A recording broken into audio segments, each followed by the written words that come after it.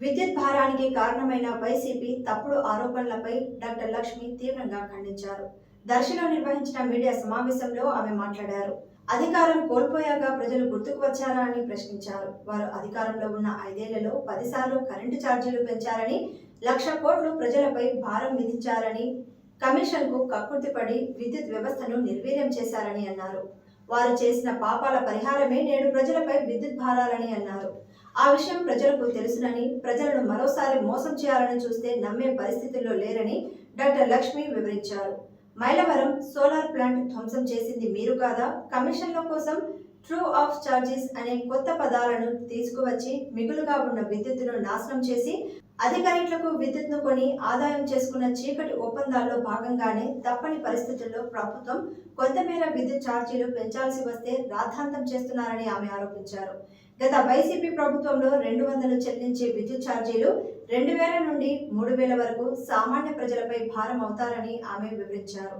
SC, ST, బీసీలకు 200 యూనిట్ల లోపు విద్యుత్ ఛార్జీలు ఉండవని చెప్పి దగా చేశారని అన్నారు. ఇలా విద్యుత్ రంగాన్ని నిర్వీర్యం చేసి మిగులు విద్యుత్ ఉన్న రాష్ట్రాన్ని అధోగతి పాలు చేశారన్నారు. దొంగే దొంగ దొంగ అన్నట్లుగా ఉంది. వాళ్లే కరెంటు ఛార్జీలు పెంచి వాళ్లే ధర్నా చేస్తూ ప్రజల్ని ఇంకా మోసం చేయడానికి చూస్తున్నారు.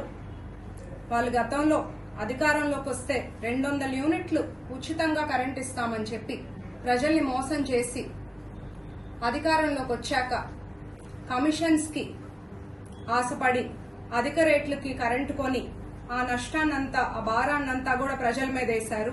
అది ప్రజలు ఎవరూ మర్చిపోలేదు.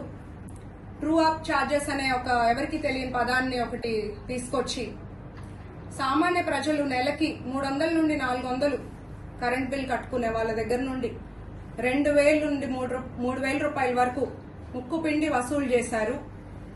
ఇది ఎవ్వరు కూడా ప్రజలు మర్చిపోలేదు. గత 5 ఏళ్లలో చూసుకుంటే 10 సార్లు కరెంటు ఛార్జీలు పెంచారు. మీ ప్రభుత్వం చేసిన అవినీతి వల్ల విద్యుత్ భారాలు రాష్ట్రం మీద 1,29,000 కోట్లు. అంతకుముందు 2014లో చంద్రబాబు నాయుడు గారు అధికారంలోకి వచ్చినప్పుడు 22.5 మిలియన్ యూనిట్ల విద్యుత్ లోటు ఉన్నాము.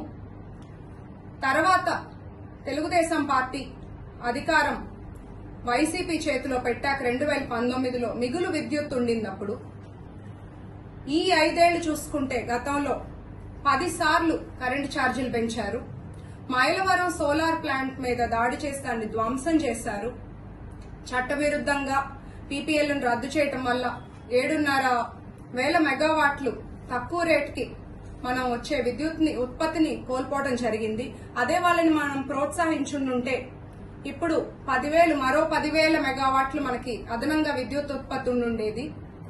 దానివల్ల రాయలసీమ, ప్రకాశం జిల్లాలో ఎంతో మంది యువతకు ఉద్యోగ అవకాశాలు ఉండేది. అట్లాగే మన రాష్ట్రంలో కూడా మనకి ఇంకా మిగులు విద్యుత్ ఉండేది.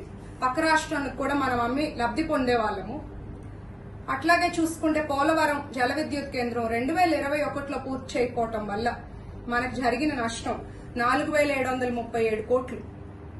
జెన్కో విద్యుత్ ప్లాంట్ లో విద్యుత్ ఉత్పత్తి తగ్గిపోయింది. దానికి ప్రధానమైన కారణం విజయసాయిరెడ్డి గారు నాసిరకమైన బొగ్గు సప్లై చేయటం వల్ల. అదే మంచి నాణ్యమైన బొగ్గు సప్లై చేస్తుంటే మనకు విద్యుత్ ఉత్పత్తి బాగుండేది. విద్యుత్ సంస్థల పైన 49,000 కోట్ల అప్పులు చేసినా కూడా ఒక్క విద్యుత్ ప్లాంట్ నిర్మించలేకపోయారు. నిర్మాణం పూర్తయి విద్యుత్ ఉత్పత్తికి సిద్ధంగా ఉన్న కృష్ణపట్నం బీటీపీఎస్ లాంటి పోర్టులు సకాలంలో అక్కడ ప్రారంభించకపోవటం వల్ల దీని కారణం చూపించి విద్యుత్ కొరతలు సృష్టించి బహిరంగ మార్కెట్లో అదనపు రేట్లకి విద్యుత్ ని కొని ఆ భారాలన్నింటినీ కూడా ప్రజల మీద వేశారు. దానివల్ల 2,700 కోట్ల నష్టం రాష్ట్రానికి. ట్రాన్స్ఫార్మర్స్, స్మార్ట్ మీటర్స్ అన్ని లాంటి పరికరాలను కమిషన్స్ కోసం అధిక రేట్లు కొనటం, మళ్లీ కోట్లలో నష్టం. అధిక వడ్డీ రేట్ల వల్ల 10,892 కోట్లు మనకు నష్టం జరిగింది. సెకీ ఒప్పందంలో 1,750 కోట్లు లంచం తీసుకున్నట్టుగా అమెరికా కోర్టులో జగన్మోహన్ రెడ్డి గారి మీద కేసు నమోదైంది. ఆ ఒప్పందంలో ఏడాదికి 3,850 కోట్లు అంటే మొత్తం 30 ఏళ్లకి 1,00,000 కోట్ల వినియోగదారులపై నష్టం ఇప్పుడు గత ప్రభుత్వం వల్ల జరిగింది. ఇలాగా వాళ్ళు విద్యుత్ ఛార్జీలు వాళ్లే పెంచి వాళ్లే ధర్నాలు చేస్తుంటే ఇంకా ఎందుకు ప్రజల్ని మోసం చేయడానికి వాళ్ళ ప్రయత్నాలు విరమించుకుంటే మంచిది. నేడు రాష్ట్రంలో చూస్తే 20,000 మెగావాట్లు ఉన్న విద్యుత్ సామర్థ్యం గల ప్లాంట్లను అన్ని నిర్మించింది చంద్రబాబు నాయుడు గారు. దానివల్ల రైతులకు ఉచిత విద్యుత్ ఇవ్వగలుగుతున్నాము.